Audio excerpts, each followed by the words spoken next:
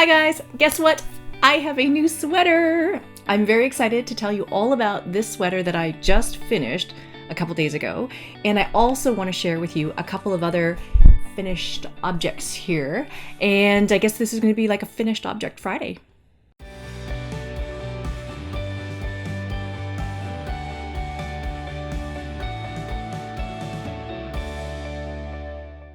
So hi there, thank you guys so much for being here this week.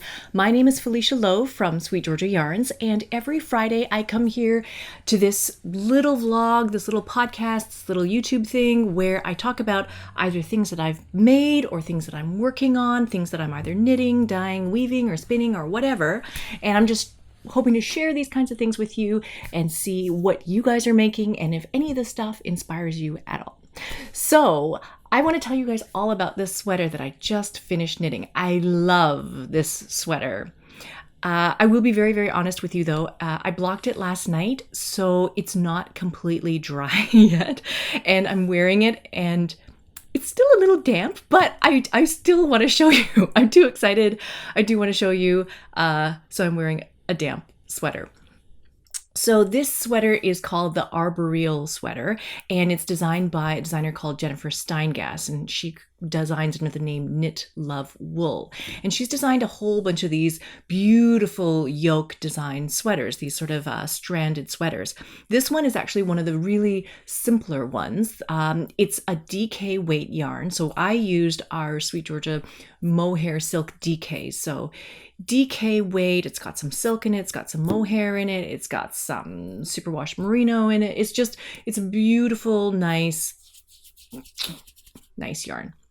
And I used my favorite colorway right now, which is called Lupine, and it's kind of a blue purplish kind of color.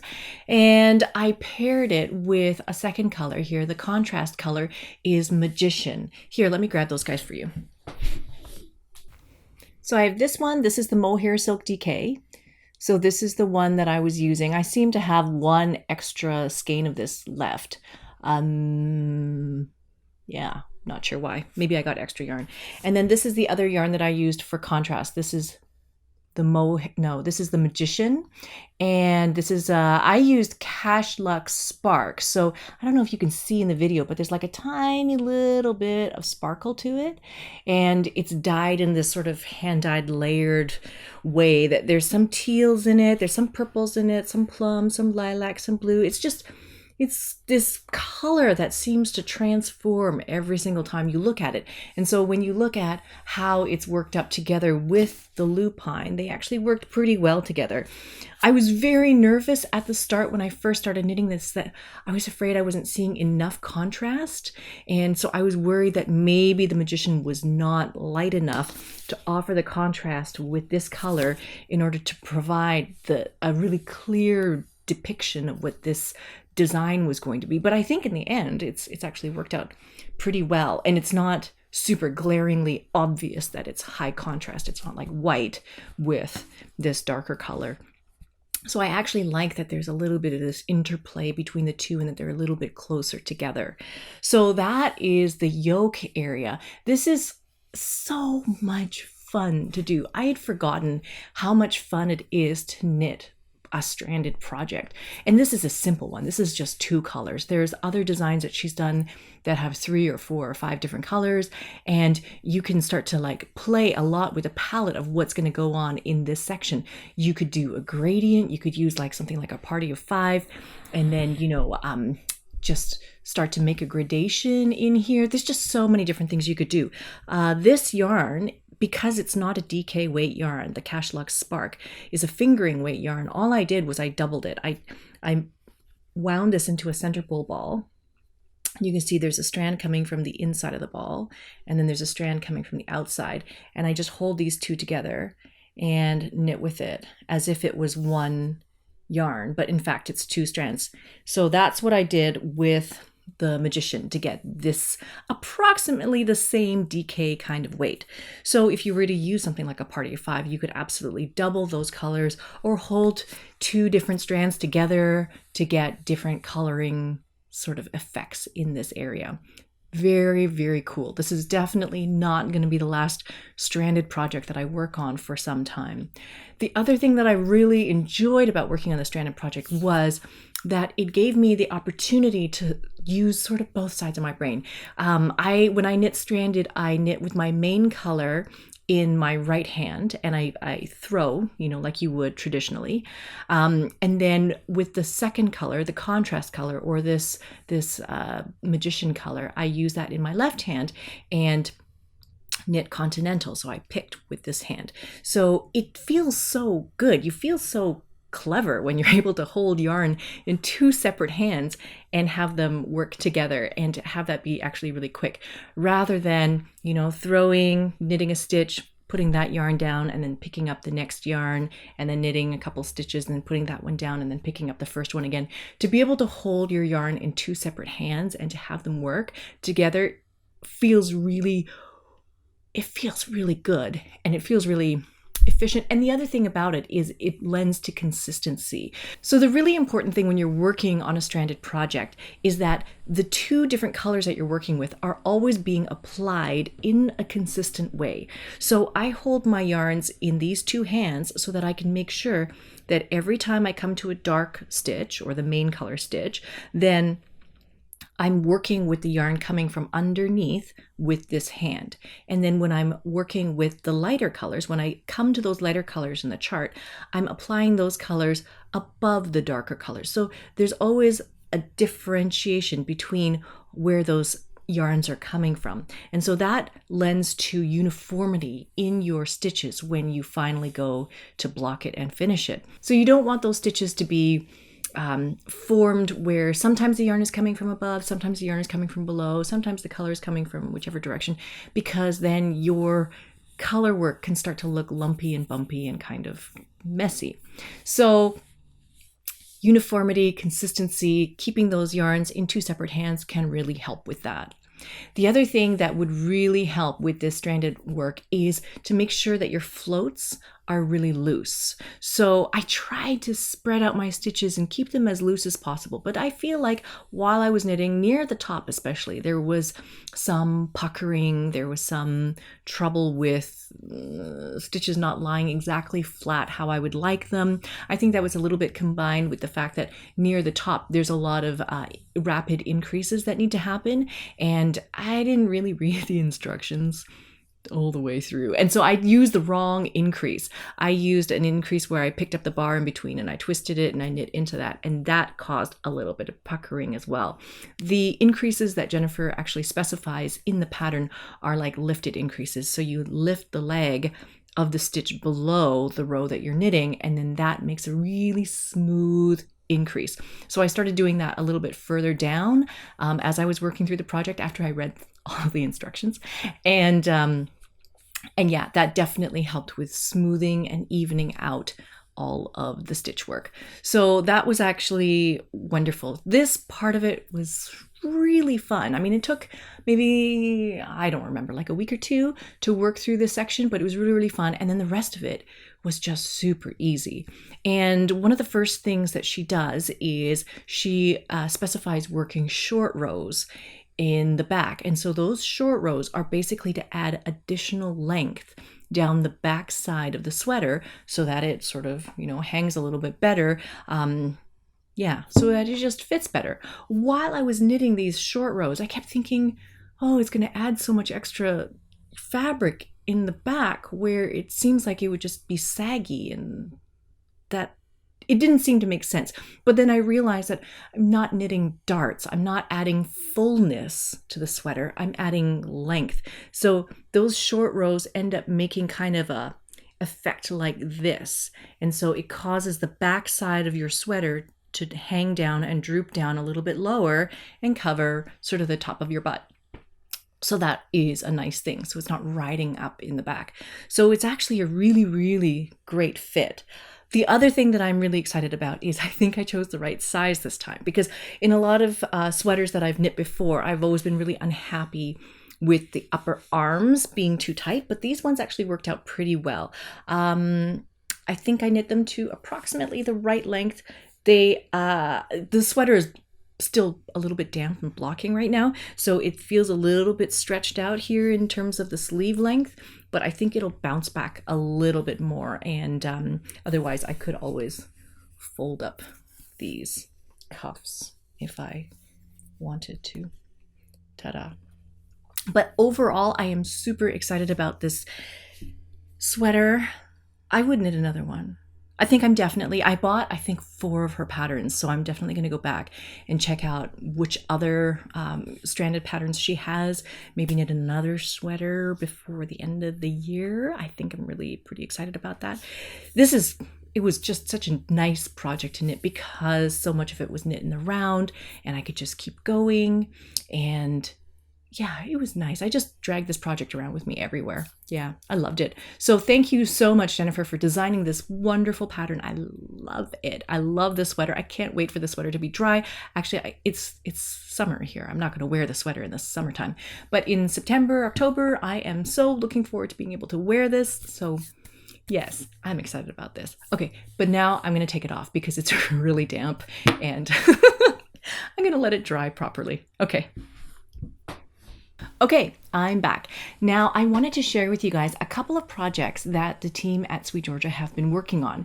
And a couple months ago, we produced this secret stash project, which is basically a hand-dyed sock blank that we dyed, and we dyed them in a gradient format.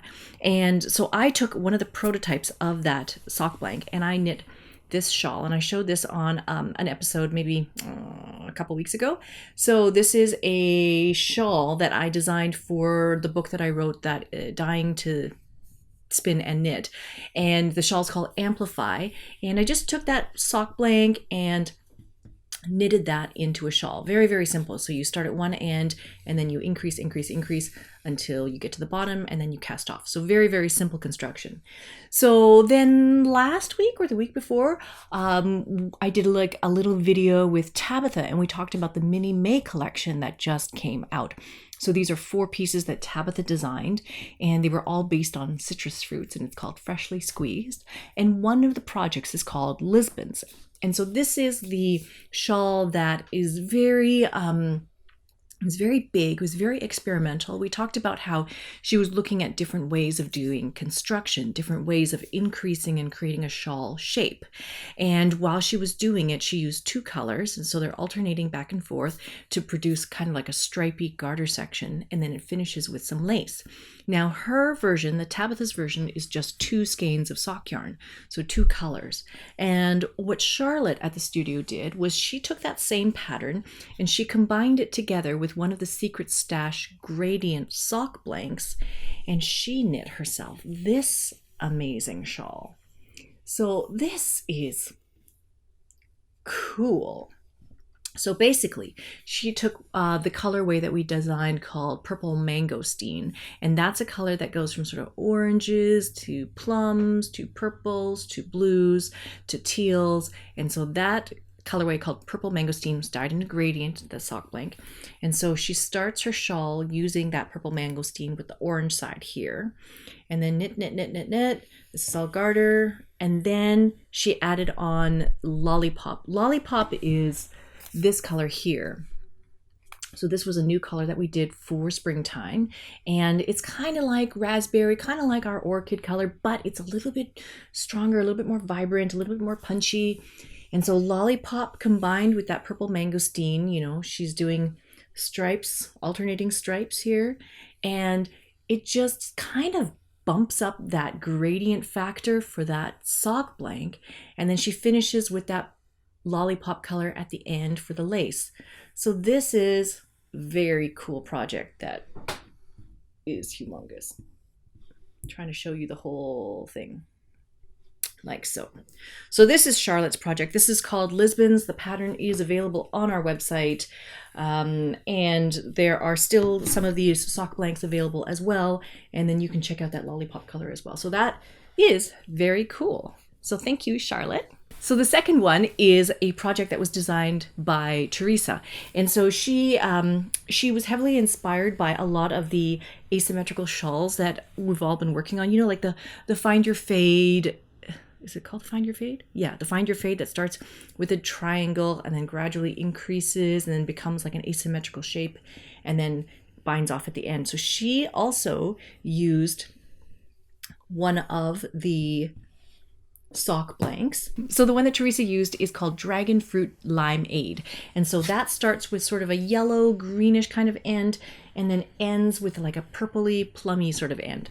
So let me try and show you Teresa's shawl in its entirety. It's really, really big.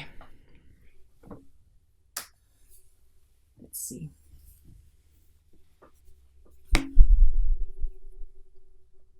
It's humongous. Okay.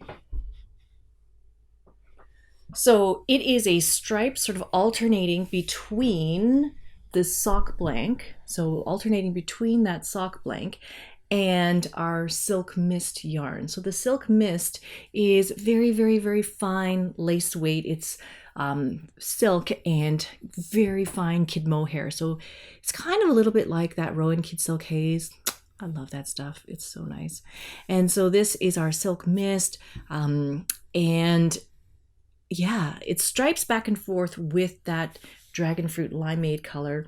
And you just start here and you gradually increase. So Teresa was telling me that as she was knitting this and as she was sort of designing this, she got to about here, and I guess she didn't start to do the decreases soon enough. And so she ended up having to add on another second sock blank and use almost all of it. She used, I think, maybe 75% of a second sock blank. So I think you would need to use 2 sock blanks for this project, but then just 1 skein of silk mist. She still had tons of silk mist left over at the end. So yeah, she did add on that second sock blank in order to finish this shawl project.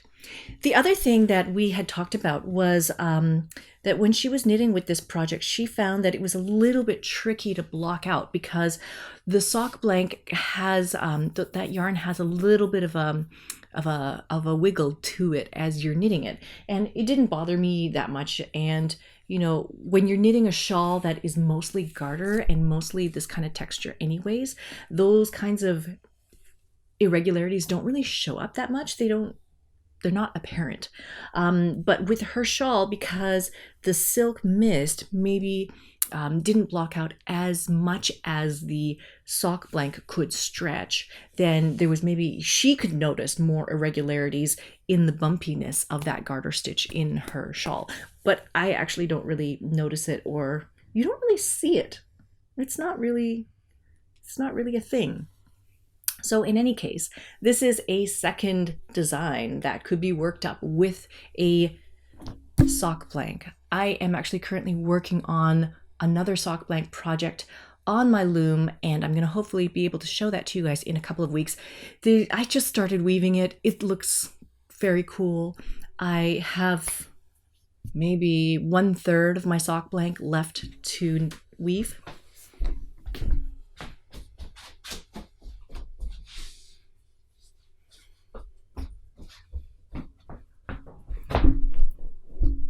I'll show you guys a picture of what I have so far, but this is all of the sock blank that I have left to weave, to put onto the loom. And so basically this is that purple mangosteen sock blank that started at the orange, goes to plum and purple, more purple, purple and blue, and then to teal.